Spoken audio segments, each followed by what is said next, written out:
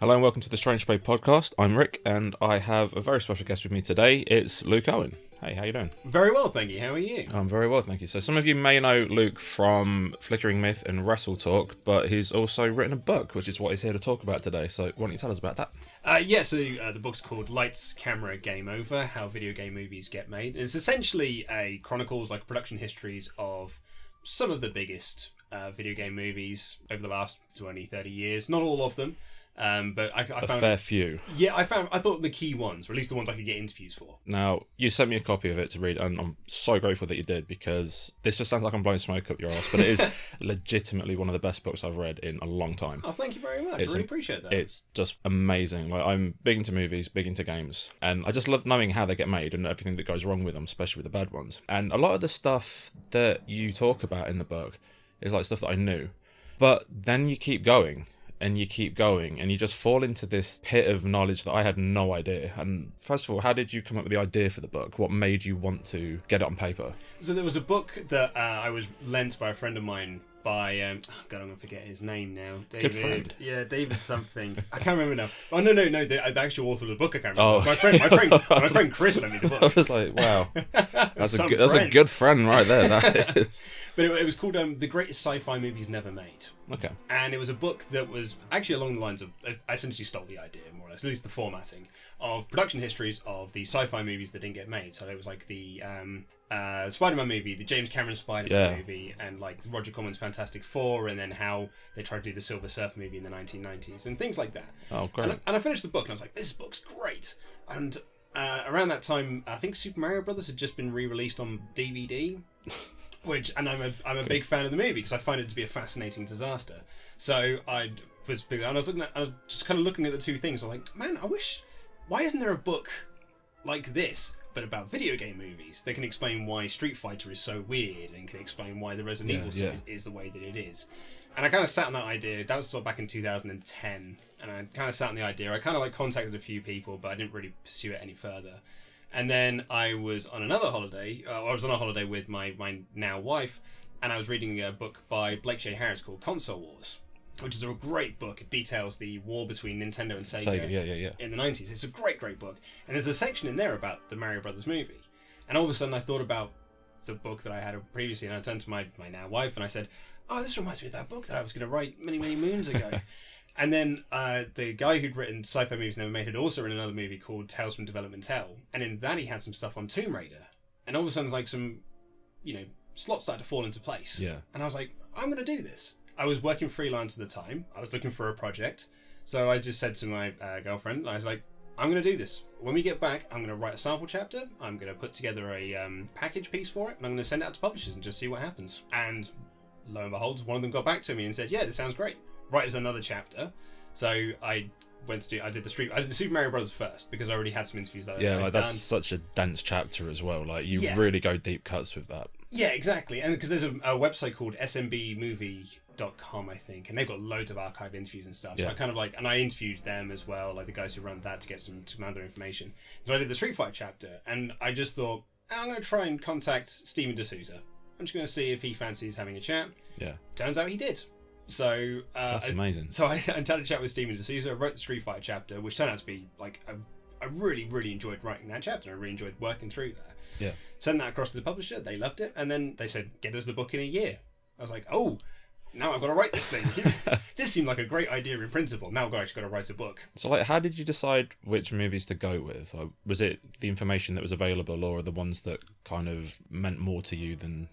A bit of both. There were some movies I knew I definitely wanted to do, like Street Fighter, I wanted to do Mortal Kombat, Resident Evil, I went, and Tomb Raider. Like, those are the kind of the big hitters that I really, really wanted to do. Dead or Alive, oddly enough, as well, because I kind of have a bit of a fascination with that movie. I haven't seen it. Have you not? No, it's one of the few that I haven't seen yet. It's just silly fun. Like, it's completely ridiculous, but I think Paul Anderson has a quote in the book where he's like, if it's on late at night at 11 o'clock and you're awake, you're like, this is on for an hour and a half. Yeah, it's like hotel television, basically. Yeah, exactly. Yeah, hotel TV. It's perfect for that. And so I had a few that I knew I wanted to get. And then I had a list of every one, and I essentially went through each one of them, and I just contacted as many of the people as I possibly could from each of those who are either available or still with us, and from that, I was like, okay, I can get X amount of interviews for this one, X amount of interviews for this one, X amount of interviews for this one. I'm just going to pursue these ones and throw these ones by the wayside.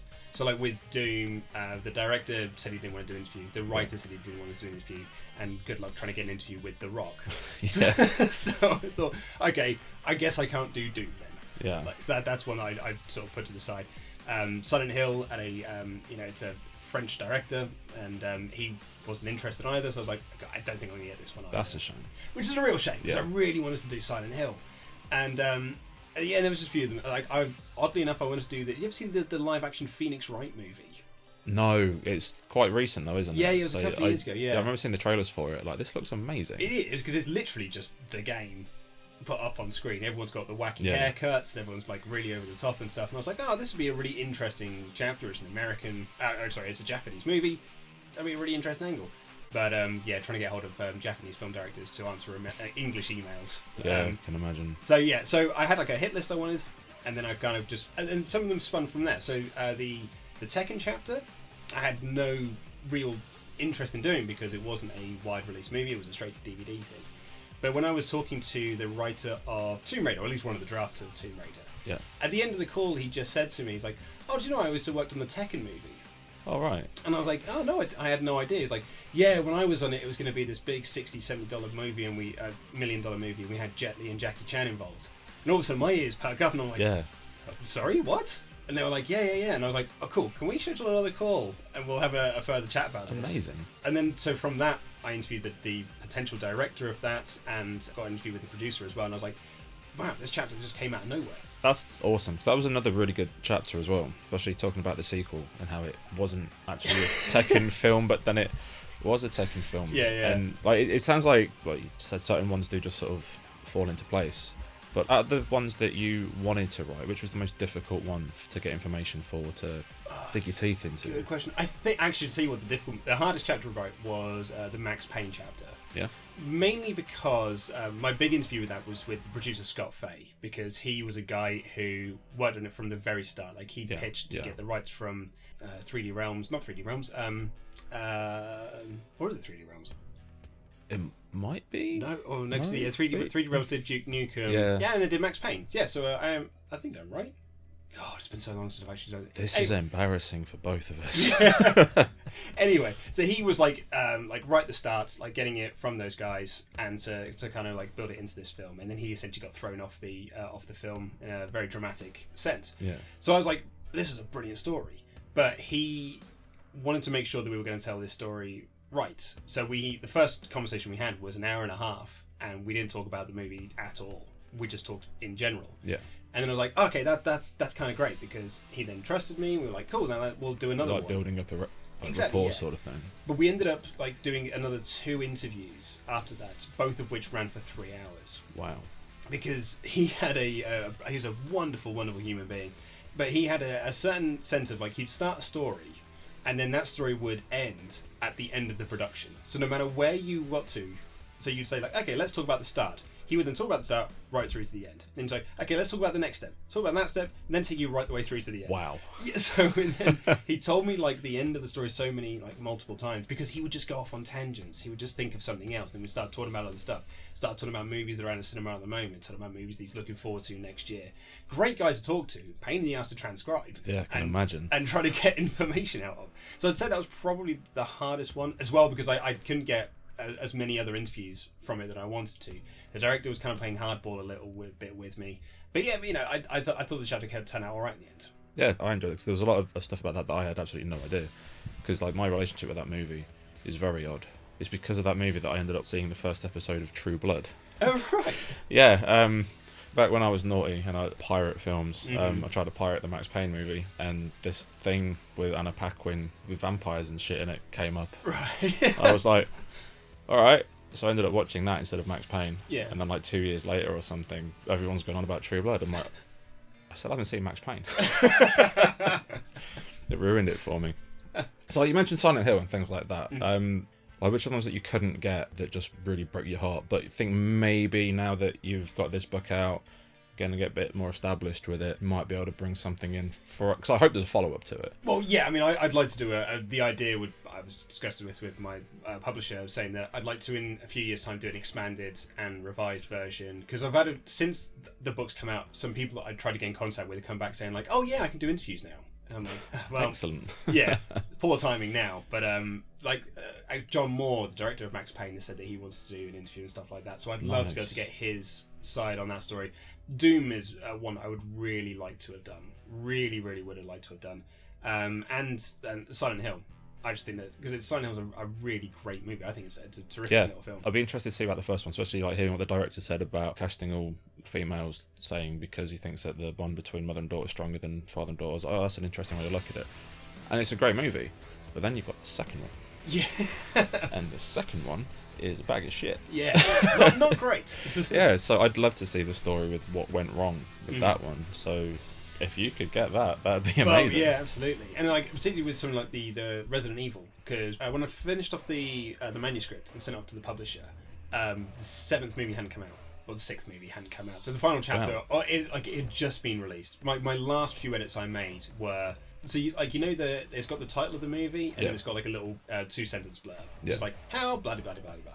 The Resident Evil one was like how a $1 billion game franchise became a multi-million-dollar franchise. Yeah. By the time before it hit billion. Exactly. Yeah. So by the time the manuscript was finished and like I had sent it across, it had just crossed $1 billion. I was like, right, I've got to edit this very specific thing because otherwise the book is instantly dated. But I'd like to be able to speak with Paul again and kind of get his thoughts on the franchise as a whole, especially now that it's getting rebooted. Yeah, and kind of talk to him from that perspective. Because that's something else that I wanted to talk to you about as well. Paul W.S. Anderson's involvement with it was huge. Like the Resident Evil chapter was enormous. Yeah. And again, loads of stuff in that I had no idea about. And then you've got the Mortal Kombat one. Mortal Kombat is one of my favourite video game movies of all time. So great. The first Mortal Kombat movie, in my eyes, is the best. Yeah, I video game movie. Completely agree. You know, that's the standard that we have to adhere to now. Like, how did his involvement come about, and how did he get so involved? Like, because he wrote the foreword for the book as well, which I thought was really good. Yeah, well, he obviously was a guy, when I was looking at the interviews that I wanted to do, he was my number one interview. Director of Mortal Kombat, director of most of the Resident Evil movies, and he wrote all the Resident Evil movies. Yeah. I was like, if I don't get him, then I can't really do the Resident Evil chapter.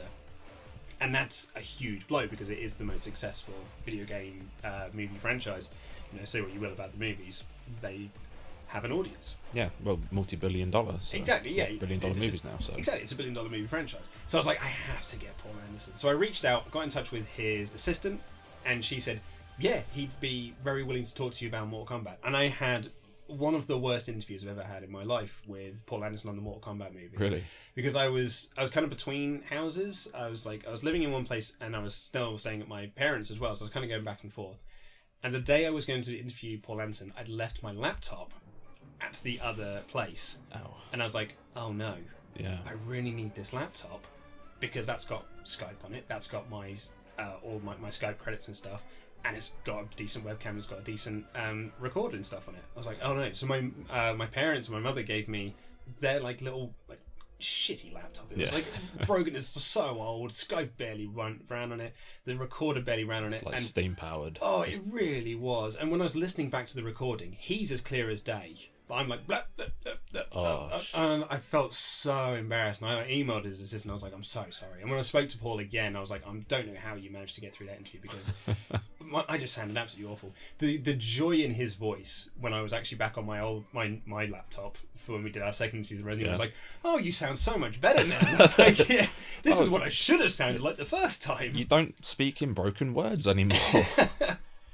But I really liked speaking with Paul because his passion, I think, like just really sort of flowed through in the conversation we had, and I think that comes through in the book as well. There was someone who left a review on Goodreads for the book, said that I was far too biased towards the work of Paul Anderson, and because he wrote the foreword.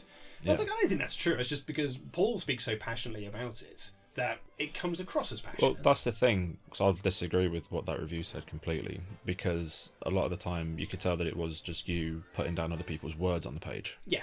And so, yeah, the ones that were really positive, you could see that the people talking about it had the passion for it. But what I'd really like to know as well, because a lot of the movies who you spoke to people who are involved with are objectively bad movies. Like, they are terrible movies.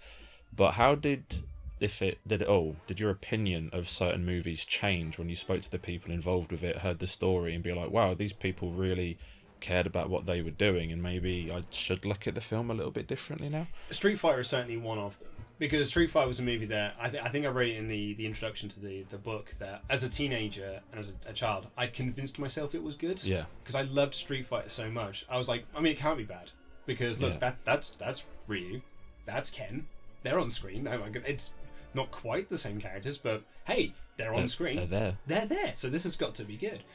And then as the years have gone on, as I became an adult, I'm like, oh, I don't really know what this movie is. It's very funny, but I'm not sure if it's meant to be funny. Yeah, like the way I've been looking at it is, because I love it personally as an adult, but my defense for it is it's completely self-aware. Yeah. But then you look at what was going on with it, and you're like, is it? Yeah, that's it. Is it? And then every time I watch it, I'm like, why does this feel so much like an army movie when this is a movie that's about street fighting? Yeah, just like G.I. Joe. Yeah, exactly, yeah. And do you know the podcast How Did This Get Made? Yes. So they did an episode on Street Fighter, and I remember listening to it, and there's a famous quote from them released in the How Did This Get Made canon, which was one of them just going like, can someone tell me what is a Street Fighter? Because this movie doesn't tell me what one is. And I'm like, that's a very good point. It's an excellent point. But when speaking with D'Souza and hearing about the awful production they went through out in Thailand, and the horrendous stuff that went down there, and the troubles that he had working with Capcom, who were essentially working for Hasbro, all these kind of like pieces falling into place. He had 12 weeks to write and essentially make the movie. And I was like, oh man, I've got such an appreciation for this movie now, because it's a miracle he got anything done. Yeah. Like, it's a miracle there's a finished product at the end of this, with the amount of stuff that went on, especially with Van Damme, who had a lot of issues at the time, personal issues. But so that one I really gained a new appreciation for, and actually Super Mario Brothers as well, because I've read a lot of interviews with the writers and the actors, and Bob Hoskins has always said like, hey, it's a terrible movie, it's the worst thing I ever did, I want to take it off my resume. And John Leguizamo said like, it's just, he hated it as well, this, that, and the other. But then when I spoke with Rocky Morton, it was an interview I'd actually done for the Blu-ray release of... No, it wasn't. It was the Blu-ray release of Super Mario Bros. So I interviewed him for Flickering Myth. And I just had a really nice time talking with him, and he was very passionate about... he was very defensive of the movie, because I think he knew the reputation. Yeah, and like people in interviews would attack him a lot, I expect. Exactly. He's like, what does it feel like to direct one of the worst movies ever made? And so he was very much on the defensive. But speaking with Annabelle Jankel, who was the other co-director, she was so lovely, and she was very supportive of the book, and she was very supportive of the project. I really wanted her to be happy with it. So I actually was going back and forth. I'd send her the chapter and be like, here, look, here's what I've written. Does this reflect the story that you were looking to tell? And she actually corrected me on a couple of things that have been misrepresented in other interviews, because they've always been, and I think this comes from Bob Hoskin interviews, they've always been credited as a husband and wife duo, which isn't true. They were never married. So this is one of the first bits of text to correctly say they were just partners. They were filmmaking partners. They weren't married at all. Scoop. Exactly, yeah. What a scoop indeed it was, yeah. 20-year-old scoop, but... Put that in your headlines. Put that on the poster. That's one of the first books to get their relationship correct. It's a good tag. Really. It's a very good tag. But so yeah, I got a real appreciation for that movie. Like, they had a hell of a time making it. When looking at the really bad ones, how did you manage to keep your own bias out of some of the interviews? Because I imagine that, so the fear that she had and that her partner had with being attacked for a bad movie, I can imagine that you're talking to someone who's just made this piece of shit. Like, how did you keep your bias out of it without being a bit venomous?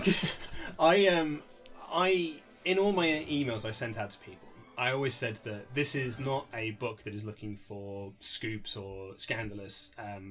It's not looking for anything salacious. What this book is just aiming to do is just tell the stories. Just tell the story of how these movies got made from your perspective. And whenever I sat down to interview, like in interviews, I would always start with just like, look, I don't want you to, don't reveal any information you're not comfortable with. I'm not here to put my own personal stamp of what I think of this movie in the book.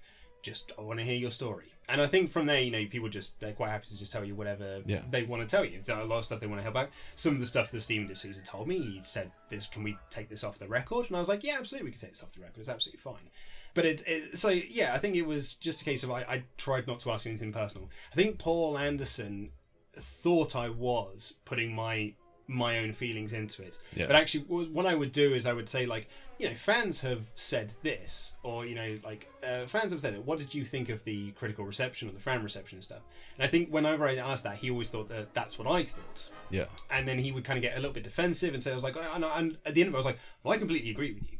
But, like, you know, it's just, these are what some fans online have said over the years. And I wanted to make sure that those kind of things were addressed, because, like, that's the questions that people want to know. Yeah, like, definitely. Why did you deviate so much away from the source material?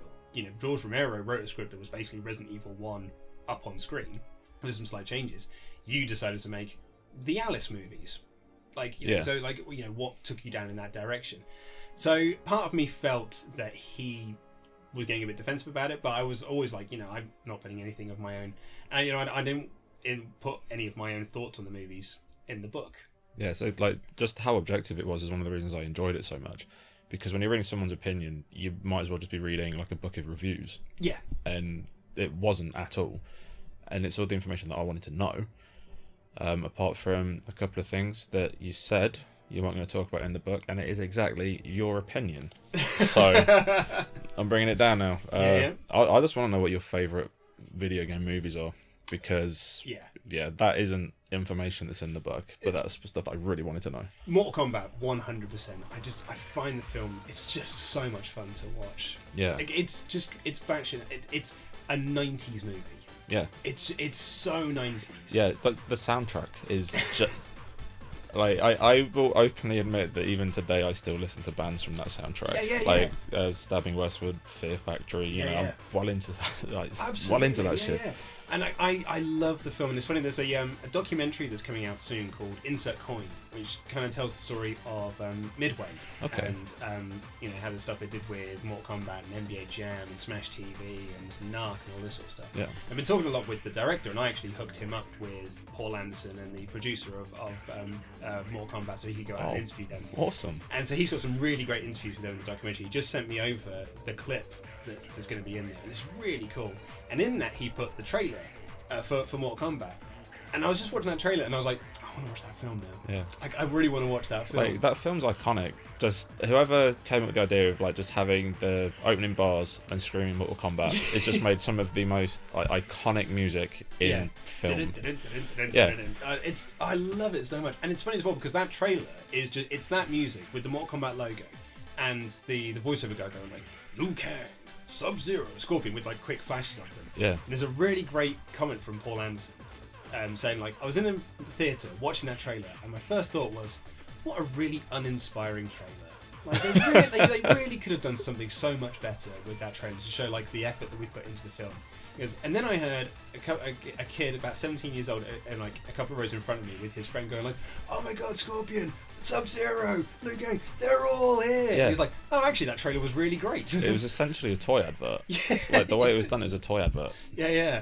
But it just worked really well. So Mortal Kombat is definite for me, and Super Mario Brothers, because I always describe it as a beautiful disaster, and I think it really is. There's something about that film that I really love. I don't know whether it's the quirky music, the punk rock aesthetic of it, but I really like Super Mario Brothers, and I really liked Street Fighter to a degree. Like, it's not the Street Fighter movie that I would like to see. It's not the best film. No, but it's enjoyable. It's better than The Legend of Chun-Li.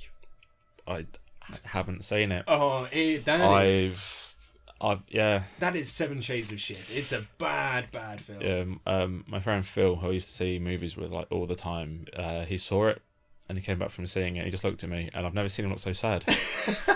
He just like shook his head. He's like, no. It's like, what do you mean? No, he's like, the spinning bird kick is she's got a pendant and she kind of like that. And that's all you see really to do with the spinning bird. Yeah, I'm gonna go home. It's a very bad movie, and actually, you know, by comparison, D'Souza Street Fighter looks absolutely fantastic in the process. Yeah, and you know, I will die on my sword here. I will always go to bat for Pixels, for the Adam Sandler movie. Yeah, I remember when Netflix suggested it to me. And I went to Twitter and I was like, fuck off Netflix. And you jumped to its defense, like, instantly. You're like, hey, I like that film. Hey, I think it's all right. It could have been so much better, I will grant you. But, you know, it's fine. Even reading about That was fascinating, and like the whole Tetris thing, and then what's going to happen now with the Tetris movie, which is unrelated completely, but that sounds weird. Yeah, do you know what? Because it's the same producer as Mortal Kombat. Yeah. So obviously I got to talk to him about, I talked about Mortal Kombat, and then there's a section at the end of the book which kind of like, here are all the video game movies that are currently in production, which is like many more than I thought there were. I think that took me about as long to read as the book itself did. So much longer than I anticipated to write that bit. But he, talking about Tetris, so excited, because he's just got this weird idea about it, which is just like, what is Tetris? It's order out of chaos. And I'm like, no mate, it's falling blocks. Yeah. It's falling blocks, they go in a line, they disappear. Like, what are you talking about? It's a puzzle game on the go. And he's like, it's played by 4 billion people across like 1 million different devices. Why is that? I'm like, because it's a really good puzzle game. Like, like mystery solved. Do we need a trilogy of movies to kind of explain this? Do we need a movie? Just the one is like too much. A trilogy of movies, I think each have got an $80 million budget. Like, Jesus Larry Kasanoff is he's a marketing whiz, an absolute genius. Like, to get money like that for a Tetris movie. I mean, yeah, Tetris is a name that you can put on something, but like, is there like a Tetris fan base? Like the same as like there's an Overwatch fan base, or like a Skyrim fan base. It's like, oh, I really wish there was a movie like this. I hope not. For humanity's sake. But yeah, so we're getting a nice little Tetris movie out of that. But yeah, Pixels as a chapter, I wasn't going to do, but my girlfriend and I watched it when it came out. And she turned to me and she was like, would you consider doing it as a chapter? And I was like, I don't know. And then I thought about it, I was like, oh, actually, that'd be quite interesting because the short's really cool. Everyone really likes short. And when the trailer came out, everyone kind of jumped on it for essentially being a rip-off of the Futurama short within the episode. I was like, maybe there's some stuff that I can kind of get in there.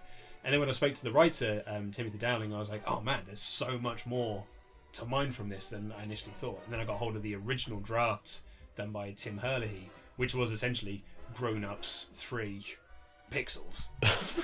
Right. And it was just like, and that's what Sandler wanted to do. As soon as he came on board, he was like, I just want to make a film with my friends. That's all he likes doing. Yeah. So it's like, so I'm going to cast Chris Rock, I'm going to cast Kevin James, David Spade. It's essentially going to be, we're going to have the cast of Grown Ups, but we're going to put them into Pixels, and this is what we're going to do.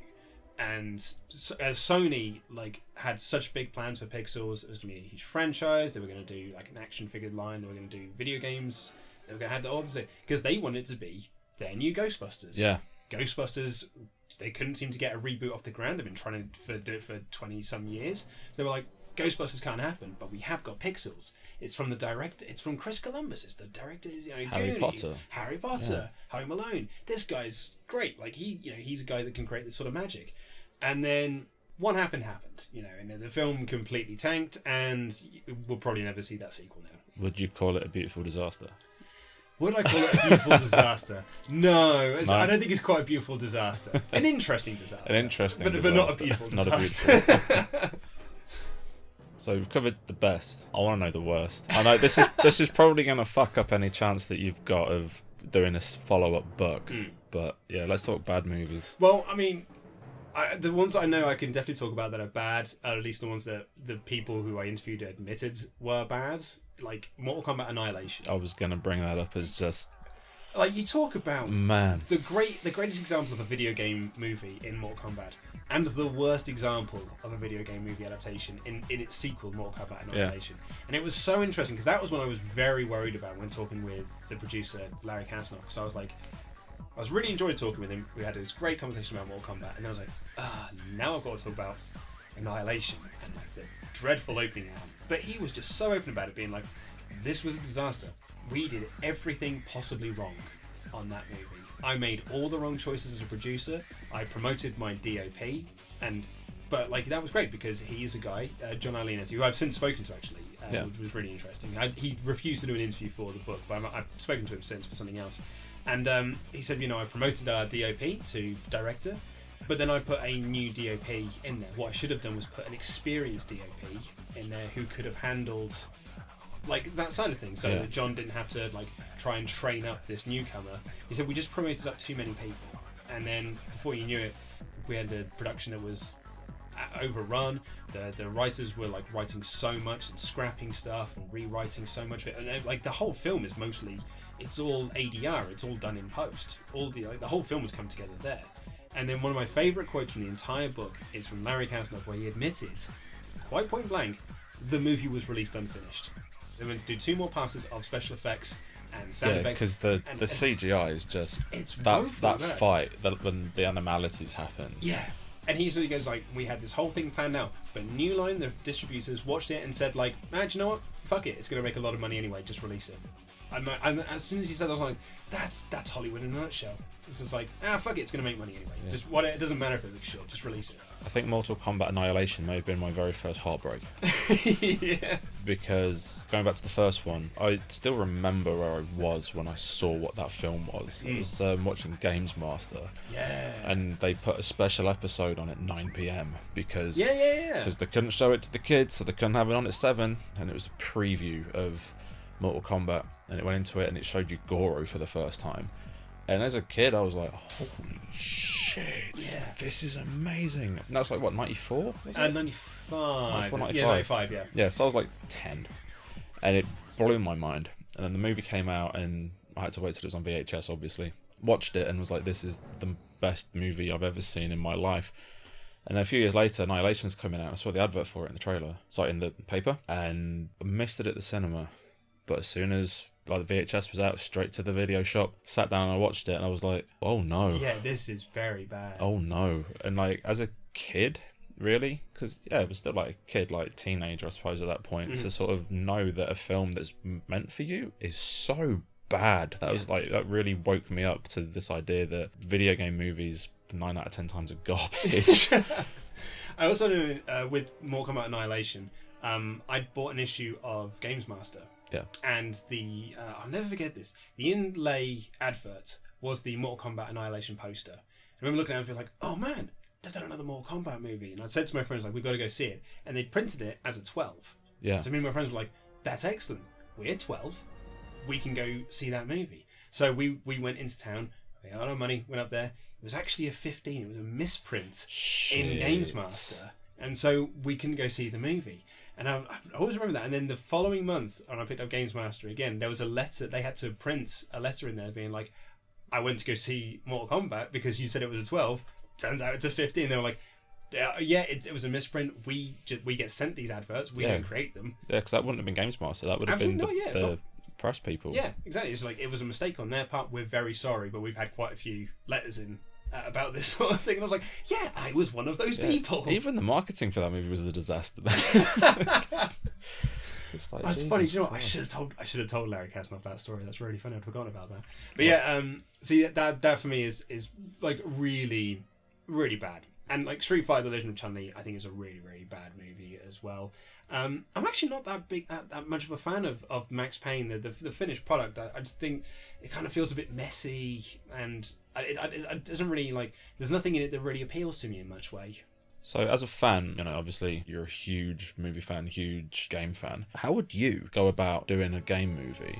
Because I've got a couple of ideas that I think how they should go about doing it. But I'll share that with you in a bit. But I want to hear how you think they should go about it. I'm very interested to hear that. Because I'm always in sort of like two minds of this sort of thing, because I think Scott Fay, producer of Max Payne, kind of like, he had this we had a very long chat about this where he was talking about how it's almost like a poison chalice of like, you're never going to get it right, so almost why bother trying, because you'll never please fans of it, because you either go too much like it or not enough, or too far away from it. So I think I would personally pick something that's very, very small, something that's very low key. I wouldn't pick like a major title. Something like the PS4 Inside. It's like a little puzzle game thing where you're like this sort of like ghostly type boy that's running away from a facility. It's got a bit of like a Stranger Things vibe about it. I think I know it. It's kind of Limbo-ish, is it? Yes, yeah. It's a great game, and I really, really enjoy playing through it. It's one of the only games on my PS4 that I've actually finished. And it's that and Doom. You're picking some good ones. So like that, I think you can, because there's clearly a story around it, but all that story is subjective. So it's something you could then like sit down with the developers and say like, what was the story you were looking to tell? How can we then adapt that into a movie format? I think that's kind of the direction I would go. Gil Kennan, who was something I was interviewed for the book about the live-action Pac-Man movie. He's doing the Five Nights at Freddy movies. Right. And that again, I think is like that's a great concept for a horror movie. Yeah. Stuck in, you're a security guard, animatronics come to life, trying to kill you. That's a very simple concept you can make into a movie. You stick Five Nights at Freddy's there, as long as it's scary and the animatronics are there, you kind of like you've won all your bases. But like the thing with the Five Nights at Freddy stuff as well is there's such a huge mythology within the games that Scott Cawthon, the guy who made it, the stories and stuff that he's put into those games are insane. So you could have like on the surface your jump scare thing, but then you could have like a greater mystery going on in the background to keep things interesting. So that's a really really good. And I know that Gil's been talking a lot with Scott about those sorts of things. So I know that those two are working very close together on kind of like making sure that mythology in there. And even like the other way I would think about doing it is by doing an offshoot of a game, like telling a side story to a popular thing. This was how I approached them myself. Excellent. Look at Uncharted. So all throughout the Uncharted games, you've got like Nate and Sully talking to each other, and they'll be in danger, and Sully be like, "Oh, this reminds me of the time that we did this." Make that film. Yeah. Make a story based around the time, and then put that scene in it, because that way, you've got the people who know the franchise are going to watch the film. They're not going to come out going, "No, that was wrong," because it's a completely different story. But then they're going to go, "Oh shit, they talked about this. I remember this." But then you're also going to get the people who are going to see the film come out and go, "That was great. I want to play the game." Play the game, and then when they're having that banter, they'll be like, "Oh, I've just seen that." Absolutely, yeah. And they almost did it with Assassin's Creed. Yeah. But then they were like, "Apple of Eden, here's your..." I'm like, you almost had it. Almost. I think that's absolutely the perfect way to take it, and that's clearly the route they're going down now. They've cast Tom Holland as like a young Nathan Drake, and I think that's the best way to take this, rather than doing the way they were looking to do it with Mark Wahlberg as Nathan Drake, and with De Niro and Joe Pesci and all this sort of stuff. And even the last when Joe Carnahan was helming it, I had a long chat with him. This was again after the book came out. I was interviewing him for he essentially was doing like press interviews, just randomly doing press interviews to promote the Uncharted movie that he was working on, and Bad Boys for Life, neither of which he is working on now. I want Bad Boys for Life though, but that should be the fourth one. Yeah. I mean, title-wise, that should be the fourth one.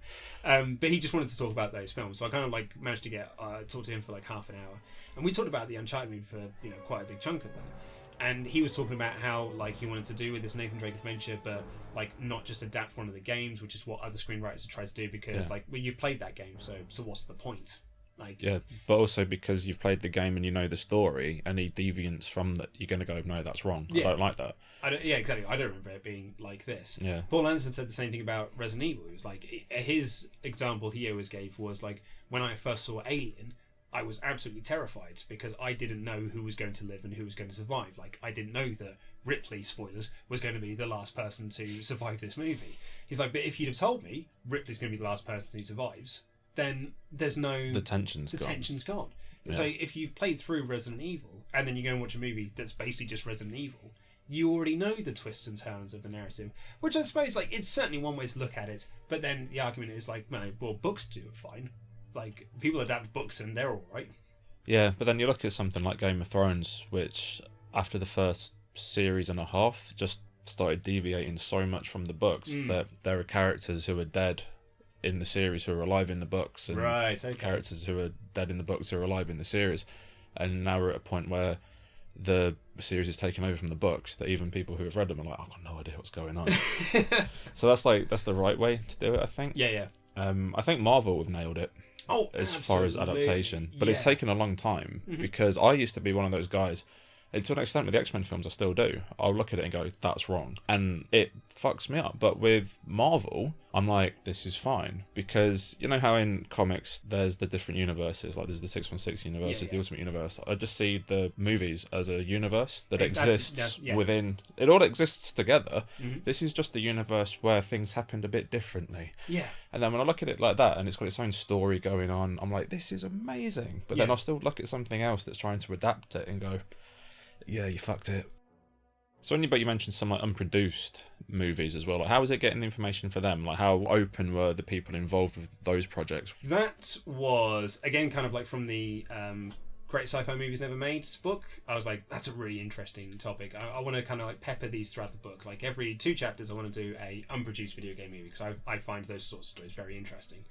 And I'd written down like a load of them that I thought would be good, like Halo, Gears of War. And then I spoke to Blake Harris, who wrote Console Wars, and I interviewed him about his book, and I mentioned to him this idea that I had for this, and I was like, I always wondered, like, was there, why they never did a Sonic movie in the 90s, like at the height of his popularity? And he was like, oh, well, funny enough, they actually did.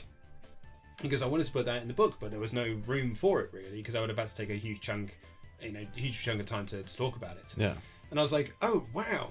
I was like, oh, man, there's definitely something in this. So he then sent me across the pitch that he'd been sent, that he'd got from like one of the Sega executives, that was like, here's what the live action Sonic the Hedgehog movie would have been. And I kind of read through it and I was like, whoa, this is fascinating. Because the whole idea was just, we're going to launch the Sega Saturn, Sonic Extreme, yeah, and the live action movie all at the same time. And it's going to be this big wide release. And in the end, only one of those got released, and well, what happened.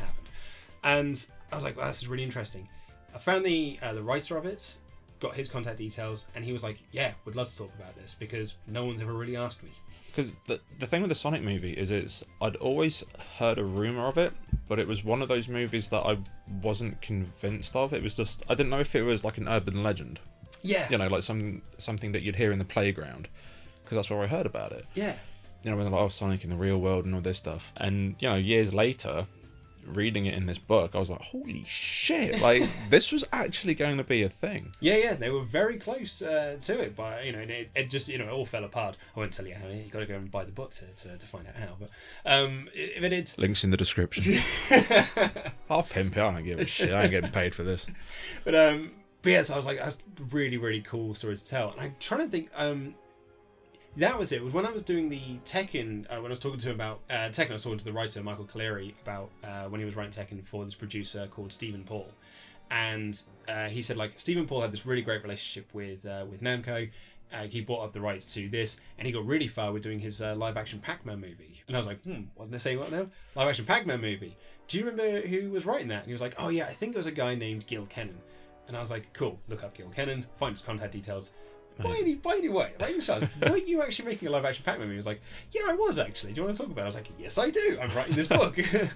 And then that was great. He then sent me across the script that he had written for this live-action Pac-Man movie, and some of the concept art that he had done for it to kind of pitch to. You got to see some concept art. Yeah. Some of the concept drawing that he had done for it. There's just they're like sketches and stuff, but they're really cool. And yeah, and I was reading the script, and I was like, this is kind of like a fascinating little take. But then talking to him, it was even more fascinating, because essentially he just admits, like, I wrote it so that it wouldn't get made. Because because Stephen Paul had bought up this license. I read about it in a trade magazine, and I was like, no one, like, you can't make a live-action Pac-Man movie. That's the dumbest idea. I mean, if you were going to do it, this is how you should do it. Yeah. And he went in there and then like, his agent was like, we'll just go in there and pitch that version. So he pitched that version. They said yes. He then wrote it, but it was like, now it's done. I'm actually going to go off and direct this other thing, but now this can't get made. Yeah, that's clever.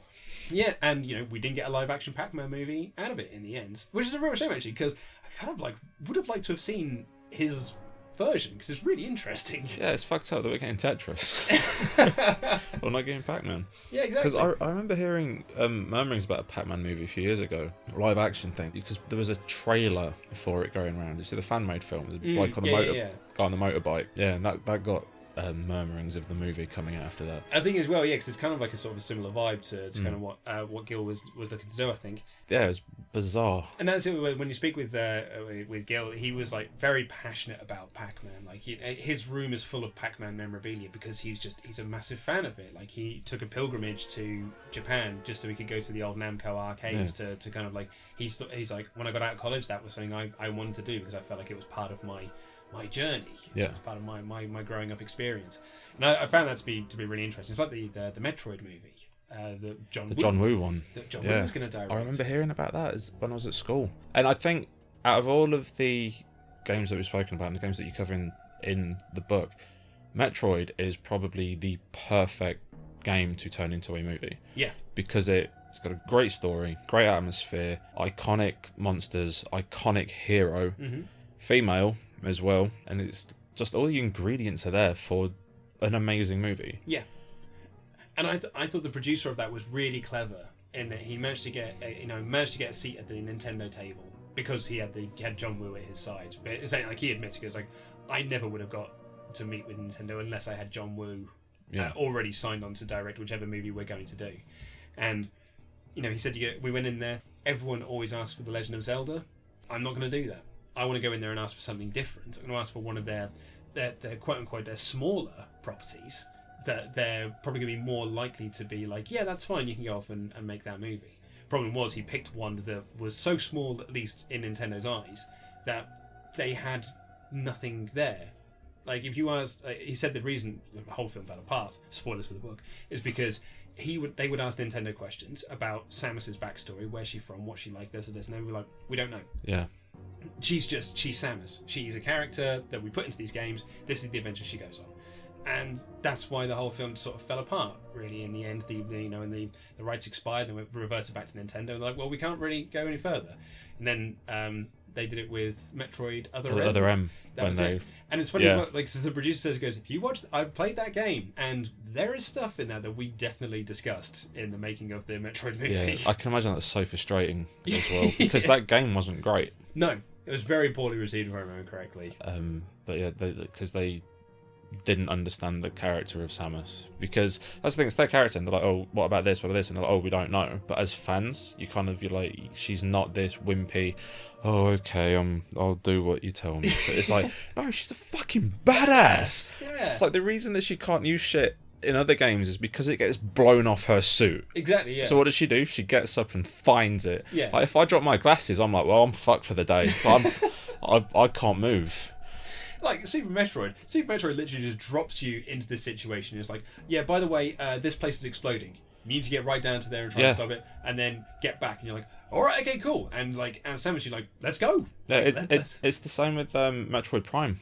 Like you go in, check out the ship, then everything starts exploding. And you're like, leg it. Yeah, I need to get out of it. But then you get your suit taken away as you're legging it. You're like, oh, come on. Yeah. But the thing with that movie is, even if she was completely powered up, it'd still work. Yeah. Because it's a video game. Like, she's allowed to be completely powered up. That would be perfect for Samus, because she's supposed to be powerful.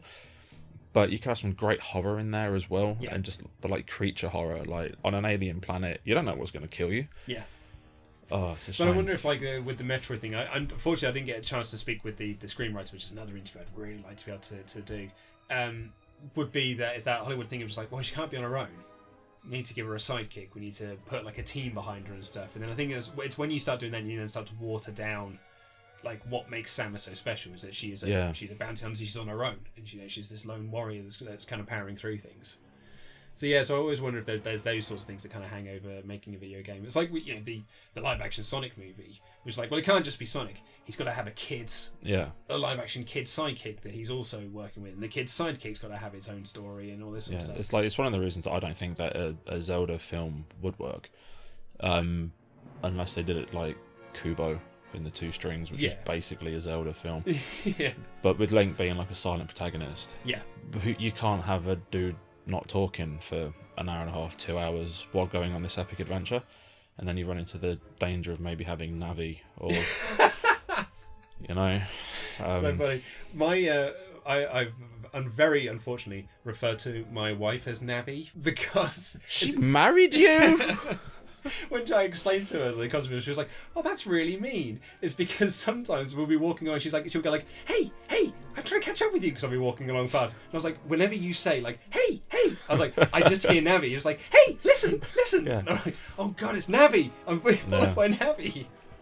Luckily, my girlfriend, when I'm walking ahead, she doesn't say anything because she's too busy looking at her fucking phone, playing Pokemon Go. Yeah. Oh, that's relevant. Ryan Reynolds, Detective Pikachu. How mad is that? That's crazy. There's two directions you could go down with this. I was also going to make the point as well, is that at least with Link, you do have a voice track to go with, because you've got "Excuse me, princess." Like, just do that version of Link. Yeah, the cocky teen hero. Exactly. That's the version of Link we all like, right? That's the one we all really grew to. Sure. But yeah, like Ryan Reynolds, like, are you going to go, like, just have Ryan Reynolds say Pikachu, which is the way I hope they do it, because that's just a great use of Ryan Reynolds. Well, it's like Vin Diesel and I Am Groot. Yeah, perfect. Because like Ryan Reynolds can take that so seriously and just go in there and doing these lines.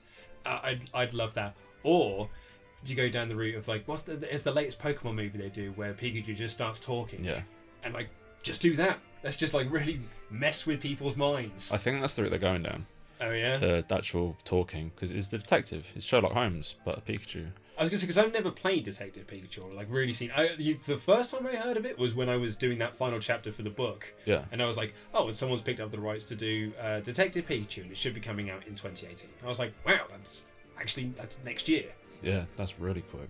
And so I don't really know like what Detective Pikachu is or what it like. I'm in your boat. World. I've literally just know from what I've read in the articles, because for a while people wanted Danny DeVito to do, and to be honest, I'd be down for that. Yeah. Just stick him in a suit. Don't even mocap it. Yeah. Just stick him in a little suit. Just I'm Detective Pikachu. Hello, I'm Detective Pikachu. Yeah, but make sure he's Frank from It's Always Sunny in Philadelphia. Yeah, just go full on Danny DeVito. Yeah. Amazing. I love watching that clip of like the reveal that Pikachu starts talking. You ever seen that? It was like when it first shot. I didn't see it. I kind of, because I saw people going on about it on my Facebook page, because I've got some hardcore Pokemon fans on there, and they were like, "What? No," and people were losing their mind about it. Yeah. And I'm like, I don't know if I can do this to myself.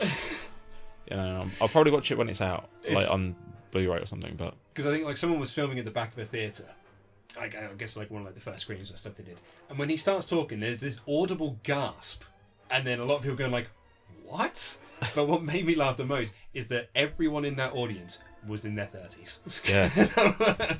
I'm like, yeah, this is a movie that, in theory, is for. I'm doing a massive air quotes. Is for kids, but everyone who actually wants to go and watch this are the people who grew up playing Pokemon in the late 90s.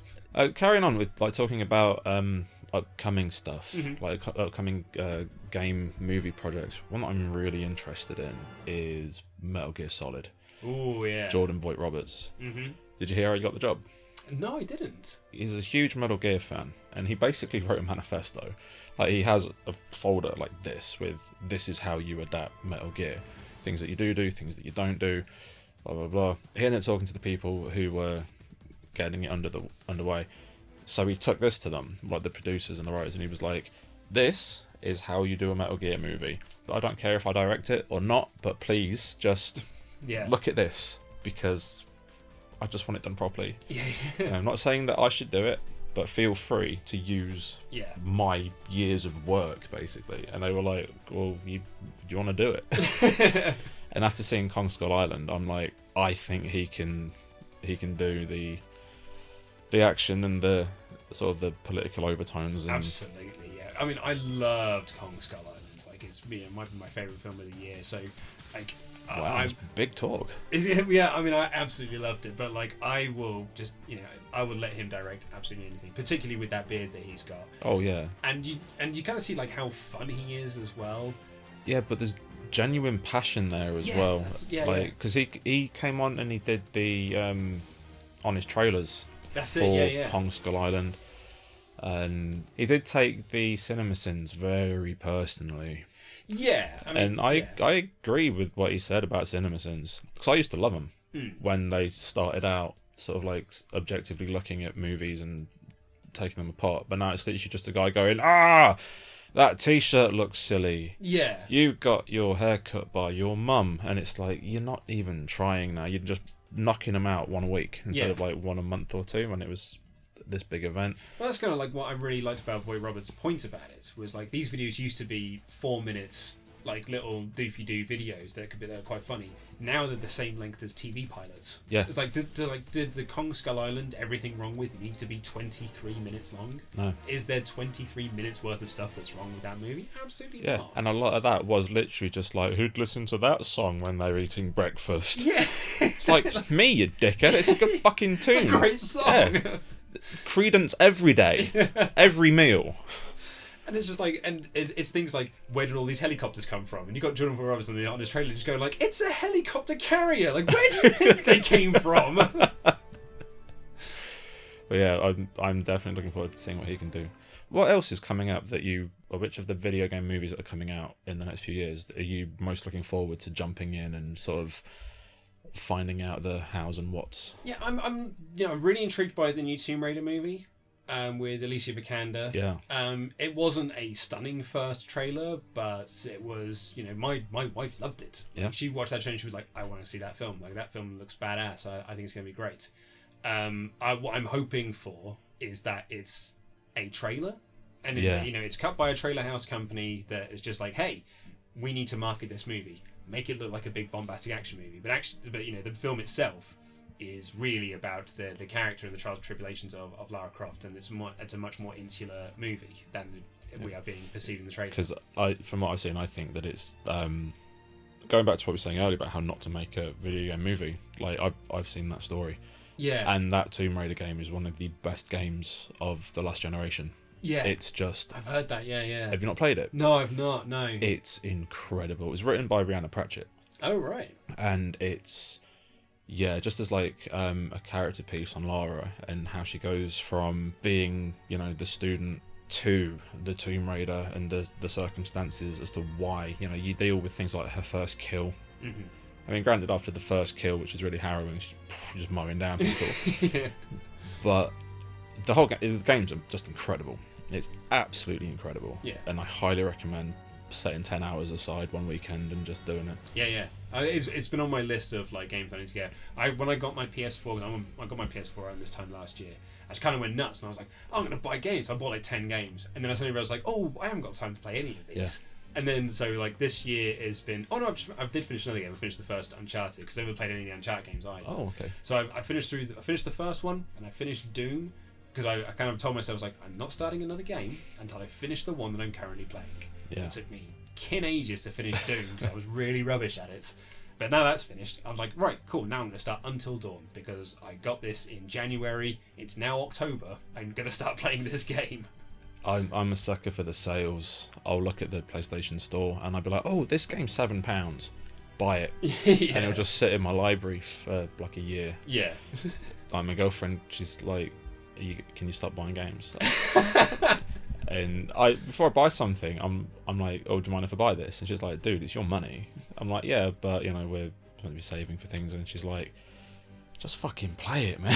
I'm like, if you're gonna buy it, yeah, just like, yeah. I'm like, well, it's there for a rainy day. Yeah, exactly. Yeah, I'll have time eventually to get through these things. So, what else apart from Tomb Raider then?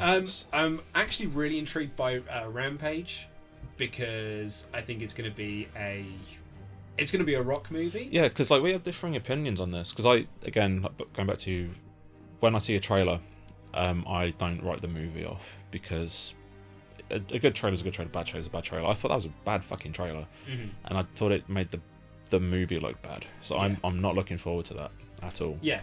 Whereas I don't think it was a great trailer, but I really like the premise of it, and I'm like, hey, it's giant monsters. I'm a sucker for giant monsters. If it's got a giant monster and it's smashing up a city, I'm like, cool, I'm in. Sign me up. Yeah. So you've got giant monsters and they're smashing stuff up, and you've got The Rock and a SWAT team trying to take them down. I'm like, yeah, cool. Like, I'm in. I like The Rock. I like giant monsters. Like, is it the dude from San Andreas? Yes, it's basically the exact same team. Yeah.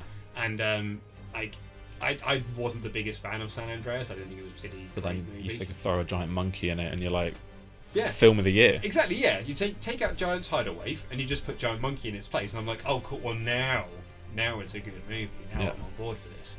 So I'm not like super massively excited for it, but I think it will be a half decent 2-3 star movie, and as long as it's entertaining, it's all right. So yeah, we've been banging on for a while now, so I think we should wrap it up. So Thanks so much for coming on. Like, You are very welcome. we've been trying to get this interview, conversation, whatever it is, set up for a very long time. Yeah, basically since the book came out. Yeah. Which has been partly my fault. Wedding going. Yeah, but like you've been getting married. I've been moving house. Just Yeah. the planets did not align, but now they did, and just before Christmas as well. So Exactly. Yeah. At the time when the roads around your house are as icy as possible. I'm a treacherous walk home. yeah, I'm just trying to keep you here to talk about turtles is what it is. You've been weather trapped, which is a thing that happens. So yeah, thank you so much for coming on. Tell the people where they can find you. I'm on Twitter at @ThisIsLukeOwen. You can find the book on all good book retailers. This is Luke Owen. That's my Twitter handle. Lights, Camera, Game Over: How Video Game Movies Get Made. Foreword by Paul W.S. Anderson. Find out about how your favourite or not so favourite video game movies got made. Yeah, and I'm gonna drop a link in the description, because I genuinely believe, like from the bottom of my heart, if you are into video games and movies and just combining the two and want to know about some of these beautiful disasters, Yeah. it is a great book. Thank you very much. It really is a great book. Really appreciate that. Yeah, you're welcome, man. And remember, you can find us at facebook.com/StrangePlayUK. And if you've got any questions about this interview, and if you want Luke back, then feel free to hit us up on Twitter at StrangePlayUK. So thank you very much for watching, and we will see you next time.